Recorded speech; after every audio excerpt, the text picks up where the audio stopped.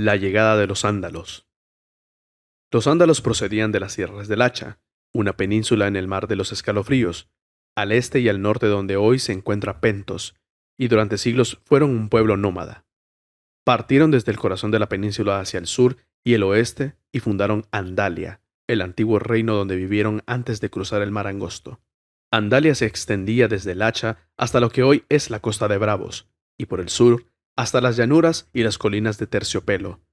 Los ándalos llevaban armas y armaduras de hierro, lo que les daba superioridad sobre las tribus con las que se topaban.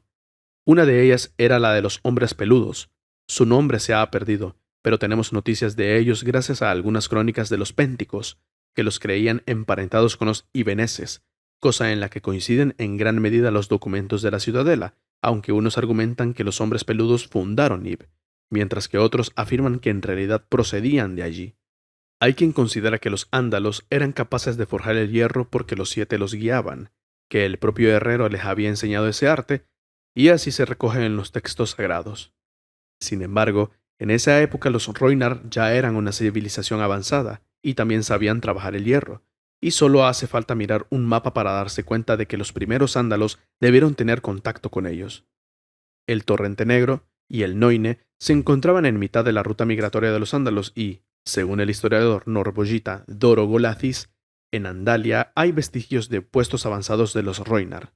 Además, no sería el primer pueblo que aprendió el arte de forjar el hierro de los Roinar, ya que también se lo enseñaron a los valirios, que acabaron superándolos en destreza. Los ándalos vivieron en las colinas de Andalia durante miles de años y crecieron en número. En La Estrella de Siete Puntas, el libro sagrado más antiguo, se cuenta que los siete caminaron entre sus gentes, coronaron a Ugor de la colina y le prometieron que él y luego sus descendientes gobernarían grandes reinos en una tierra lejana. Las septas y los septones enseñan que esa fue la causa de que los ándalos abandonaran esos y se dirigieran al oeste, a poniente, pero los estudios históricos llevados a cabo en la ciudadela a lo largo de los siglos apuntan a un motivo más plausible. Durante varios siglos, los ándalos prosperaron en las colinas de Andalia casi sin injerencias exteriores. Sin embargo, tras la caída del antiguo Guis, el feudo franco de Valiria emprendió su gran oleada de conquistas y colonizaciones para expandir sus dominios y buscar más esclavos. Al principio, el Roine y los Roinar actuaron como muro de contención. Después, cuando por fin los valirios llegaron al río, descubrieron que era difícil atravesarlo. Para los señores dragón no suponía ningún problema, pero para las tropas de infantería y caballería era casi imposible, teniendo en cuenta que se enfrentaban además a la resistencia de los Roinar, tan poderosos como Guis en su apogeo. Se acordó una tregua de varios años entre los valirios y los Roinar, pero eso solo protegió a los ándalos durante un tiempo. Una antigua leyenda de Pentos afirma que los ándalos mataron a las doncellas cisne que atraían a los viajeros a la muerte en las colinas de Terciopelo, al este de esa ciudad libre. Un héroe al que los bardos pénticos llaman Uco comandaba a los ándalos en aquella época, y se cuenta que mató a las 7 doncellas no por sus crímenes, sino como sacrificio a los dioses. Algunos maestres señalan que quizás Uco sea una deformación de Ugor, pero si ya hay que desconfiar de las leyendas antiguas de los 7 reinos, más aún de las del este, pues por allí han transitado numerosos pueblos y se han entremezclado numerosas historias. Los valirios fundaron su primera colonia en la desembocadura del Roine, Volantis, a donde se trasladaron algunos de los hombres más acaudalados del feudo franco, atraídos por las mercancías que bajaban por el Roine. Por allí atravesaron el río las poderosas tropas de conquista. Quizá los ándalos ofreciesen resistencia al principio, puede que incluso los Roinar los ayudaran, pero el enemigo era demasiado fuerte, y es más probable que los ándalos prefirieran huir antes que enfrentarse a la inevitable esclavitud que seguiría a la conquista valiria. Se replegaron hasta el Hacha, las tierras de las que procedían, pero tampoco allí se vieron a salvo, así que siguieron retirándose cada vez más al norte y al oeste, hasta llegar al mar. Es posible que algunos abandonaran allí toda esperanza y se rindieran a su destino y que otros plantaran cara en una última batalla, pero la mayoría construyó barcos y cruzó el mar angosto hasta Poniente, la tierra de los primeros hombres. En esos, la presencia valiria hacía imposible que los ándalos llevaran a cabo la promesa que les habían hecho los 7, pero en Poniente eran libres para convertirla en realidad. Enfervorecidos por la guerra y la huida, los guerreros ándalos se grabaron la estrella de 7 puntas en el cuerpo y juraron por su sangre y por los 7 no descansar hasta que hubieran forjado sus reinos en las tierras del ocaso. Su éxito dio un nuevo nombre al continente, Raesh Andahli, tierra de los ándalos, como ahora la llaman los dothrakis. Los septones, los bardos y los maestres coinciden en que el primer lugar donde desembarcaron los ándalos fue en los dedos, en el valle de Arrin. La estrella de 7 puntas aparece tallada en las rocas y piedras de la zona, costumbre que fueron perdiendo a medida que avanzaban sus conquistas. Los ándalos cruzaron el valle, a sangre y fuego, y emprendieron así la conquista de Poniente. Las armas y las armaduras de hierro eran muy superiores al bronce con el que todavía luchaban los primeros hombres, y muchos perecieron en batalla. La guerra, o la sucesión de batallas, duró décadas. Al final, algunos primeros hombres se rindieron y, como ya he indicado antes, aún quedan casas del valle que proclaman con orgullo descender de esos hombres, como los Redford y los Royce. Los bardos cuentan que un héroe ándalo, Sir Artis Arryn, montó a lomos de un halcón para matar al rey Grifo en la lanza del gigante y después fundó la estirpe real de la casa Arryn. Desde luego, esto es absurdo. Se trata de un relato corrupto que mezcla la verdadera historia de los Arryn con leyendas de la Edad de los Héroes. En realidad, los Arryn reemplazaron a los altos reyes de la casa Royce. Una vez consolidados en el valle, los ándalos traspasaron la Puerta de la Sangre con el objetivo de conquistar el resto de Poniente. En las guerras que siguieron, los aventureros ándalos forjaron pequeños reinos a partir de los viejos dominios de los primeros hombres, siempre luchando tanto entre sí como contra sus enemigos. En las guerras que siguieron, los aventureros ándalos forjaron pequeños reinos a partir de los viejos dominios de los primeros hombres, siempre luchando tanto entre sí como contra sus enemigos.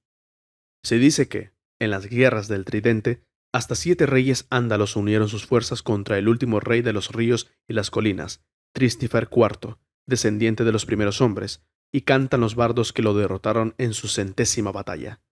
Su heredero, Tristífer V, no pudo defender el legado de su padre, de modo que el reino cayó en manos de los ándalos. Fue en esta época cuando un ándalo que las leyendas recuerdan como Erreg el Matasangre llegó a la gran colina de Alto Corazón, donde los hijos del bosque, bajo la protección de los reyes de los primeros hombres, seguían cuidando de los enormes arcianos tallados que coronaban la colina, 31, según deja constancia el archimaestre Laurent en el manuscrito Lugares Antiguos del Tridente. Cuando los guerreros de Erreg se dispusieron a talar los árboles, los primeros hombres pelearon al lado de los hijos, pero, pese a luchar con valor para defender la arboleda sagrada, todos cayeron. Los bardos afirman que los fantasmas de los hijos aún rondan la colina por las noches, y los ribereños evitan pasar por allí. Los clanes de las montañas de la luna descienden de los primeros hombres que, por no arrodillarse ante los ándalos, se vieron relegados a las montañas.